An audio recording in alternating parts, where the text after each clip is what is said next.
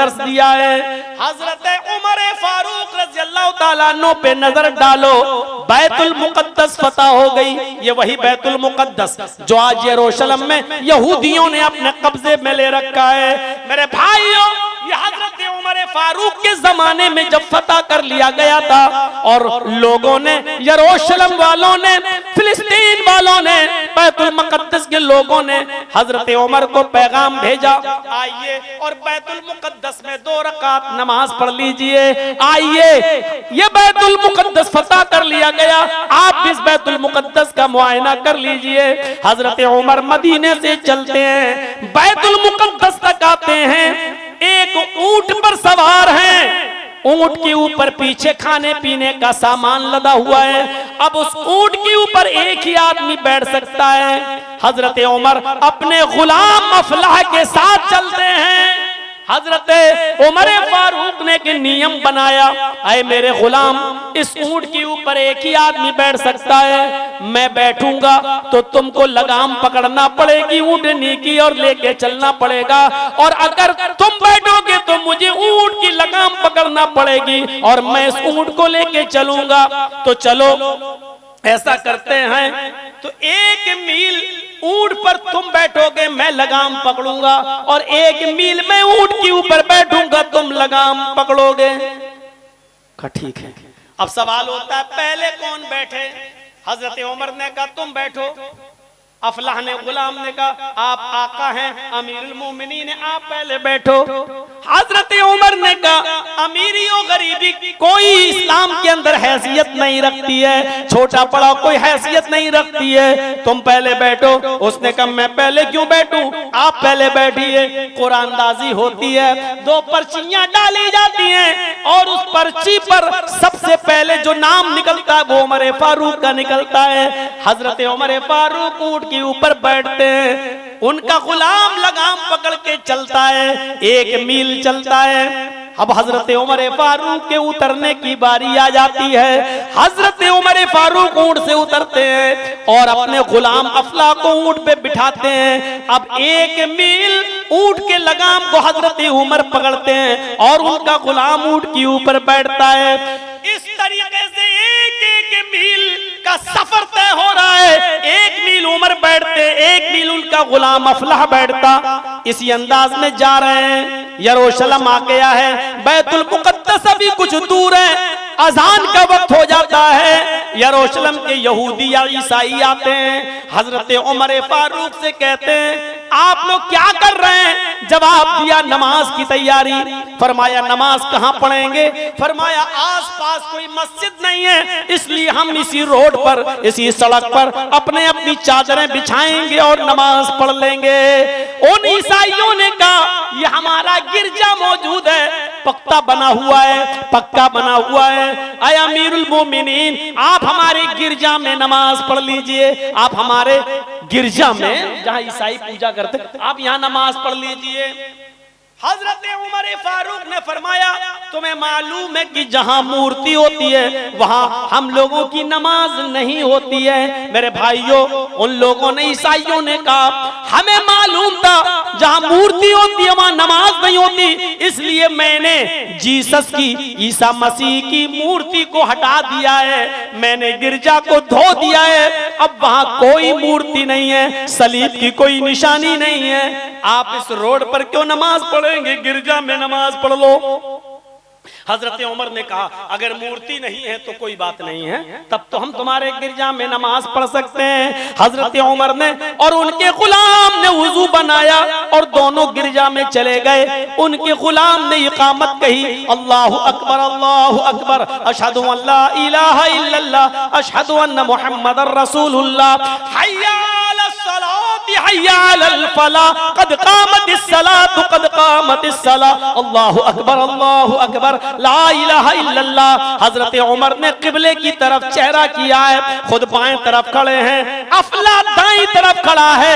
हजरत उमर अल्लाहु अकबर कहने वाले, नमाज पढ़ाने के लिए तकबीरे तहरीमा पढ़ने वाले हैं। अचानक कहते हैं अफला चादर उठा लो। कहा क्यों? हम यहाँ नमाज नहीं पढ़ेंगे। चादर उठा ली, गिरजा से बाहर निकले और फिर उसी रोड पर उसी जंगल में उन्होंने चादर बिछाई। इकामत कह दी गई थी गिरजा ही में। उसी इकामत की बुनियाद पर हजरत उमर ने गिरजा के बाहर जंगल में उस सहरा में उन्होंने नमाज पढ़ी। ईसाइयों ने कहा अमीरुल मोमिनीन आप तो हमारे गिरजा में जा चुके थे, फिर आपने नमाज क्यों नहीं पढ़ी? हमने तो गिरजा धुल भी दिया था, पानी से साफ भी कर दिया था, क्या हमारा गिरजा भी नापाक था? या हमारा गिरजा ऐसा था कि जिसमें आप नमाज नहीं पढ़ सकते थे? आखिर वजह क्या है? कोई मूर्ति नजर आ गई या कोई गंदगी नजर आ गई या कोई चीज नजर आ गई? हम तो बड़ी मोहब्बत और प्यार से अपना गिरजा आपको दे चुके थे कि नमाज पढ़ लीजिए, आप वजह बताइए हमारे गिरजा में ऐसी क्या चीज देखी जिसकी वजह से आपने नमाज नहीं पढ़ी? हजरत उमर फारूक ने उस ईसाई को अपने गले से लगाया और फरमाया तेरे गिरजा में मैंने कोई गंदगी नहीं देखी, कोई मूर्ति नहीं देखी, बस कुछ सोच लिया था और इसीलिए मैं बाहर निकल गया। उसने कहा अमीरुल मोमिनीन क्या सोच लिया? वो सोच मुझे बताइए वरना मुझे टेंशन रहेगा।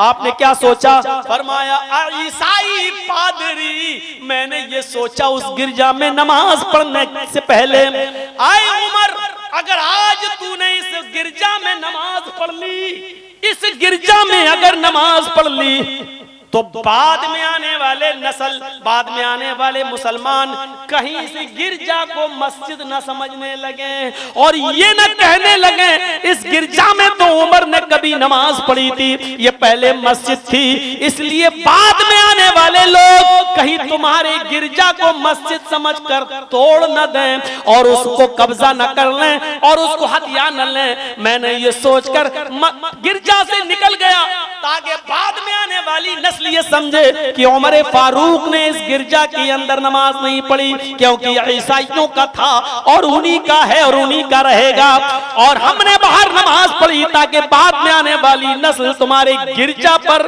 गलत दावा न कर सके। मेरे भाइयों ये एहसास था उस जमाने के लोगों का, ये ऐसा थोड़ी था मंदिर साबित नहीं, ये साबित नहीं, मूर्ति साबित नहीं, कुछ भी साबित नहीं। 1949 तक नमाज पढ़ी जाती थी, ये भी साबित है। और तुम्हारा पक्ष गैर मुस्लिम भाइयों का हिंदू पक्ष ये भी साबित नहीं कर सका कि यहाँ पहले कभी मंदिर था और बाबर ने कभी मंदिर तोड़कर मस्जिद, ये कुछ भी साबित नहीं हुआ। लेकिन इसके बावजूद फैसला ये किया जाता है कि आस्था की बुनियाद पर बहुसंख्यक को देखते हुए ये जगह हिंदू भाइयों को दी जाती है और इसके बदले में मुसलमान भाइयों को 5 एकड़ जमीन दूसरी जगह मस्जिद बनाने के लिए दी जा रही है। ये फैसला होता है, साबित कुछ नहीं हुआ लेकिन फैसला ये दिया जा रहा है सिर्फ इस बुनियाद पर। तो मेरे भाइयों हजरत उमर फारूक तो इसलिए निकल गए उस गिरजा से कि बाद में आने वाले लोग कहीं इसको मस्जिद न तसव्वुर कर लें, निकल गए। और मेरे भाइयों उसके बाद फिर वहां से बैठे और फिर चल दिए 1 मील इधर, 1 मील अफलाह, 1 मील उमर, 1 मील अफलाह, 1 मील उमर, 1 मील अफलाह, बराबर बैठते गए, बराबर जाते गए। बैतुल मुकद्दस दिखने लगा, 1 मील की दूरी रह गई। लोग बैतुल मुकद्दस के पास खड़े हैं, यहूदी भी खड़े हैं, ईसाई भी खड़े हैं, मुसलमानों का तो जत्था लगा हुआ है। आज अमीरुल मोमिनीन को देखना है, उनका स्वागत करना है। जैसे कोई बड़ी हस्ती आपकी आती है तो आप फूल बरसाते हैं, नारे लगाते हैं, उसी तरीके से आज स्वागत के लिए लोग खड़े हैं। यहूदी देखना चाहते हैं मुसलमानों का अमीरुल मोमिनीन कौन है, उमर कौन है, बड़ा नाम सुना है, इसने इतनी जल्दी सारे इलाके कैसे फतह कर लिए, ये कौन है, इतना बहादुर शख्स कौन है, देखना चाहते हैं। हजरत उमर फारूक ने कहा अफलाह, ऊंट रोको, 1 मील की दूरी रह गई है और बारी मेरी आ गई है। मंजर देखिए, 1 मील की दूरी रह गई है और बारी मेरी आ गई है। इससे पूछो तो हम क्या बोले हैं, जरा सुनो तो। अफलाह कहता अमीरुल मोमिनीन बैठे रहिए चुपचाप।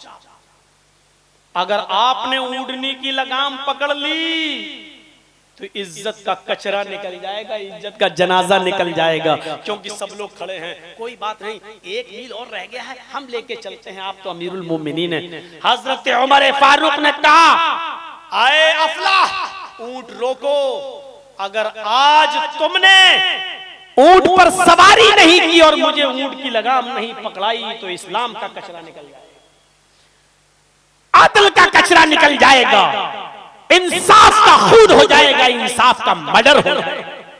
ऊंट रोको। और हजरत उमर ऊंट से कूद गए और अपने गुलाम से कहा, चलो तुम्हारी बारी आ गई है, ऊंट पर बैठो। अपने गुलाम अफलाह को ऊंट पे बिठाया और ऊंट लेके चलने लगे। अब लोग कहने लगे, वहां जैसे जैसे करीब होते जाते यहूदी और ईसाई मुसलमानों से पूछ रहे हैं, अरे मुसलमानों, तुम्हारा अमीरुल मोमिनीन वो है जो ऊंट के ऊपर बैठा हुआ है? क्या तुम्हारा अमीरुल मोमिनीन वो है जो ऊंटनी पर सवार है, जो ऊंट पर बैठकर आ रहा है?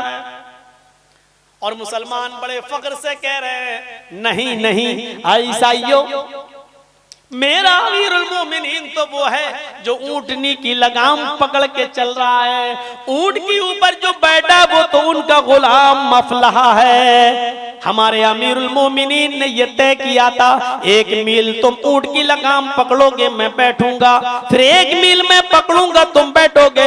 ये उसूल था, ये उसूल था, यही सिलसिला चल रहा था कि यहाँ आते आते हजरत उमर फारूक के ऊंटनी की लगाम पकड़ने की नौबत आ गई। उनके गुलाम ने कहा कि नहीं, हम ही को पकड़ने दो, लेकिन अमीरुल मोमिनीन को गवारा नहीं हुआ। हजरत उमर फारूक ने ऊंट की लगाम को पकड़े रखा और लेके आ रहे हैं। ये तो अमीरुल मोमिनीन है जो लगाम पकड़ रहे, पैदल चल रहे हैं, हमारे अमीरुल मोमिनीन है, और जो ऊपर बैठा है वो गुलाम है। यहूदियों ने और ईसाइयों ने जब ये देखा अमीरुल मोमिनीन को बेइज्जती का और कोई खतरा नहीं है, कोई खौफ नहीं है, ये इस्लाम के कानून पर इतना सख्त अमल करने वाले हैं कि इनको इस बात की चिंता ही नहीं है कि लोग क्या कहेंगे। वो कहते हैं कि इस्लाम ने मुझे अमीरुल मोमिनीन बनाया, इज्जत दी है, तो फिर हम इस्लाम के कानूनों को क्यों ना फॉलो करें, हम क्यों ना उस पर चले। बहुत से यहूदी उसी वक्त चीख चीख कर ये कलमा पढ़ रहे थे, अशहदु अल्ला इलाहा इल्लल्लाह व अशहदु अन्ना मुहम्मदन अब्दुहु व रसूलुहु। ऐसे मजहब से हमें भी अपना रिश्ता जोड़ लेना चाहिए, ऐसे मजहब से मुझे भी अपना नाता जोड़ लेना चाहिए। मेरे प्यारे भाइयों, ये इस्लाम है और ये इस्लामी मसावात है जो बराबरी का दर्स देती है। मस्जिद हो, कुरान खुद कहता है, या अय्युहन्नास इन्ना खलकनाकुम मिन ज़करिन व उन्सा, है सारी दुनिया के इंसानों, मैंने तुम्हें एक मर्द एक औरत से पैदा किया। तुम्हारा बाप एक है, तुम्हारी माँ एक है, तुम सब आपस में भाई भाई हो। जब इस्लाम हिंदू मुस्लिम सिख ईसाई बुद्धिस्ट जैनी सबको एक ही बाप का बेटा कहता है तो सबको हमारा भाई कहता है। जब हम सब भाई भाई हैं तो फिर मुसलमान आपस में एक दूसरे के दुश्मन कैसे हो सकते हैं, ऊंचा नीचा कैसे हो सकता है। जात और पात बिरादरी का सबसे ज्यादा विरोध और सबसे ज्यादा मुखालिफत अगर किसी ने की है तो इस्लाम ने की है। वरना देख लो मेरे प्यारे साथियों, किसी भी समाज में चले जाइए, आज जात और पात और बिरादरी बहुत उठी हुई है। इलेक्शन के मौके पर यही देखा जाता है, यादव कहां ज्यादा हैं, मुसलमान कहां ज्यादा हैं, और ब्राह्मण कहां ज्यादा हैं, कहां ठाकुर ज्यादा हैं, और उसी हिसाब से कैंडिडेट बांटे जाते हैं, टिकट बंटता है। इंसानियत को भुला दिया गया और जात पात में कौम को बांट दिया गया, समाज को बांट दिया गया। इस्लाम ने जात और बिरादरी को तोड़ा है, इस्लाम बराबरी का दर्स देता है। इस्लाम दीने मसावात है, इस्लाम दीने तमद्दुन है, इस्लाम दीनु तक़वा है, इस्लाम दीनु रहमा है। ये इस्लाम ही है जो कहता है अगर तुम साइकिल पे चल रहे हो, अगर तुम बाइक पे चल रहे हो, अगर तुम 4 व्हीलर पे चल रहे हो और रास्ते में कोई तकलीफ दे चीज पड़ी हुई है, कांटा पड़ा है, केले का छिलका पड़ा है, कोई बड़ा पत्थर पड़ा है, तो आपको अपनी साइकिल रोकना पड़ेगी, आपको अपने बाइक से उतरना पड़ेगा, आपको अपनी 4 व्हीलर रोकना पड़ेगी और तकलीफ देह चीज को रास्ते से हटाना पड़ेगा। ये न सोचिए कि इस तकलीफ दे चीज पड़ी रहने दो, ये तो हिंदुओं की बस्ती है, कोई हिंदू ही तो गिरेगा, ठोकर लगे मरे, मेरे बाप का क्या जा रहा है। नहीं, ये इंसानियत और रहमत का तकाजा है और अल्लाह के रसूल ने इसको ईमान से जोड़ा है। फरमाया अल ईमान बिज़्उ व सबून शुअबतन, ईमान के 70 से ज्यादा शाखें और ब्रांचेस हैं, उसमें सबसे अफजल शाख ईमान की क्या है? कौलु ला इलाहा इल्लल्लाह, ला इलाहा इल्लल्लाह कहना। व अदनाहा, और ईमान का सबसे नीचा दर्जा क्या है? इमाततुल अज़ा अनित तरीक, रास्ते में कोई तकलीफ दे चीज पड़ी हुई है तो उसको हटा दो, उसको फेंक दो। ये रास्ते से तकलीफ दे चीज को हटा देना ईमान का हिस्सा बताया है, मोमिन की निशानी बताई है। अगर तुम पक्का सच्चा मोमिन बनना चाहते हो तो रास्ते से पत्थर को हटाओ, केले के छिलके को हटाओ, आम की गुठली को हटाओ, पत्थर को हटाओ, तभी तुम मोमिन कहलाओगे। क्योंकि गुजरने वाला उस रास्ते से, हिंदू हो या मुसलमान, सिख हो या ईसाई, इंसान है और यहाँ इंसानियत के रिश्ते को जोड़ा है। इमाततुल अज़ा अनित तरीक, रास्ते से तकलीफ दे चीज को हटा देना ईमान का एक हिस्सा है। ये इस्लाम ने सिखाया, ये रहमत इस्लाम ने बताई है। रोको बाइक, रोको साइकिल, तकलीफ दे चीज को हटाना ही पड़ेगा। ये इस्लाम ही है जो कहता है अपने बाप को प्यार भरी नजर से देखो। जो दिन में एक मर्तबा अपने बाप पर रहमत की नजर डालेगा, अल्लाह उसको एक हज्जे मबरूर का सवाब देगा। एक सहाबी ने कहा, अल्लाह के रसूल, अगर मैं 100 मर्तबा अपने बाप को दिन भर में रहमत की नजर से देखूं तो क्या अल्लाह 100 हज का सवाब देगा? अल्लाह के नबी फरमाते हैं, अल्लाह की रहमत बहुत वसी है, यानी वो 100 हज का सवाब देने पर भी कादिर है। मेरे भाइयों, अल्लाह रब्बुल आलमीन है, उसने नबी को रहमतुल लिल आलमीन बनाकर भेजा। रब्बुल आलमीन की रुबूबियत ने रहमतुल लिल आलमीन के दिल में ऐसा रहम डाला है कि वो रहमत बनकर आने वाला नबी रहमत सिखला रहा है कि अपने बाप पर रहमत की नजर डालो, अपने बहन पर रहम की नजर डालो, अपने बेटों पर रहम की नजर डालो, रहम अपने अंदर पैदा करो।